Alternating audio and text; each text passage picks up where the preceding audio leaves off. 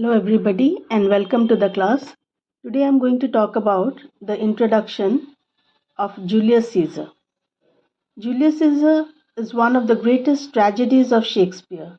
It depicts an important catastrophic event in Roman history. The murder of Julius Caesar and its terrible consequences that you're going to see in the play and the play is conveniently divided into 5 acts. So in Act 1, in the beginning, it is showing that Caesar is coming victorious over the sons of Pompey, and excitement is heightened during the feast of Lupercal in Rome by the imminent prospect of Julius Caesar being crowned the king. The play opens with the workmen of Rome celebrating the victory of Caesar over the sons of Pompey. They decorated the statues of Caesar to welcome him, who is now returning to Rome after his victory. However, two of the tribunes, they are representatives of the people on the Roman Senate. So they scold them for absenting themselves from work, okay, because they are jealous of the growing power and popularity of Caesar. This leads to conspiracy among some of the senators who fear Caesar's ambition, and Cassius, the most active of the intriguers, plots with Casca, Cinna, and others to win the revered Marcus Brutus to their cause. In Act 2, there's a fearful storm which seems to bring portents of disaster.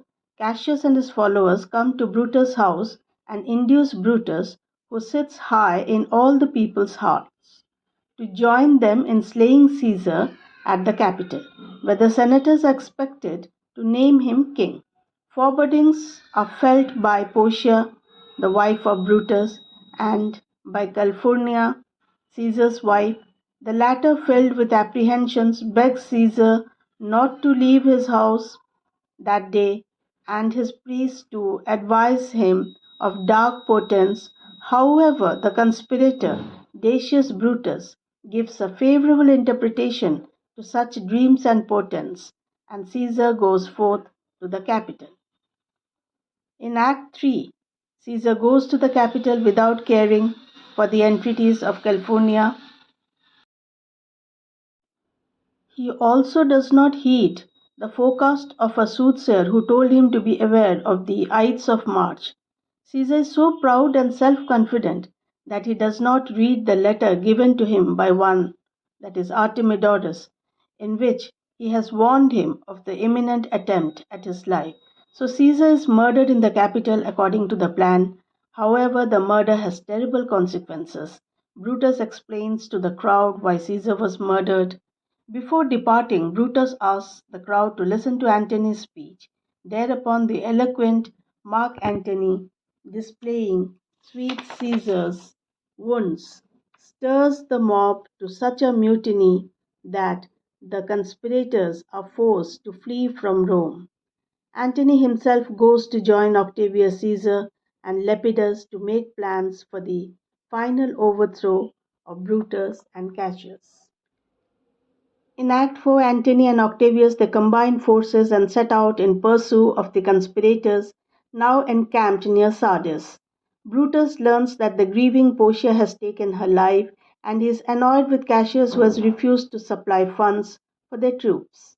The two leaders are reconciled, but they disagree again over tactics for the forthcoming battle. That night, the ghost of Caesar appears before Brutus and warns him that they will see each other again at Philippi. In the final scene, and Act 5, we see that the armies fight on the plains of Philippi and Brutus scores an initial success. On another part of the field, however, Cassius is hard pressed. He mistakenly believes that Brutus too has been defeated and orders his servant to kill him.